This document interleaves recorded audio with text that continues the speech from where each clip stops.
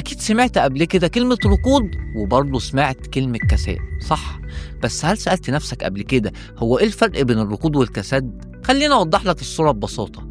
الركود بيحصل لما الاقتصاد بيتباطأ لفترة مؤقتة، يعني النمو بيتراجع شوية والبطالة بتزيد شوية والشركات بتبدأ تحس بالضغط. بس في العادي الحكومات والبنوك المركزية بتتدخل بسرعة، بتخفض الفوائد وبتصرف تحفيزات مالية عشان الاقتصاد يرجع يتحرك تاني. بمعنى تاني، الركود زيه زي مطب صناعي في طريق طويل، بتتباطأ شوية لكن بعدها بترجع تمشي عادي.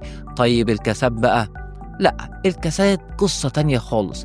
الكساد الاقتصادي هو انهيار شامل وطويل، اقتصاد بيقعد سنين بيعاني، شركات بتفلس، بطلب توصل لأرقام قياسية، الناس مش لاقية شغل، البنوك بتنهار والأسواق بتنهار معاها، زي اللي حصل في الكساد الكبير سنة 29 لما البورصة الأمريكية وقعت والاقتصاد الأمريكي انهار بشكل مأساوي ولسنوات طويلة. طيب امتى بقى الركود بيقلب لكساد؟ لما الحكومة أو البنك المركزي ما بيعرفوش يتعاملوا مع الأزمة بسرعة، ولما الثقة تنهار بشكل كامل وتبتدي دورة سلبية تاكل الاقتصاد من جوه، بطلب بتزيد، ناس بتصرف أقل، شركات بتفلس، بطلب بتزيد أكتر، وهكذا. الخلاصة إن مش كل ركود كارثة، أغلب عمليات الركود بتيجي وبتمشي، لكن لو الأمور خرجت عن السيطرة الركود البسيط بيتحول لكساد مدمر.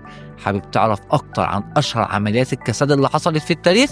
لو عايز ممكن نعمل ريل تاني نحكي فيه التفاصيل دي، فقولولي في الكومنتات.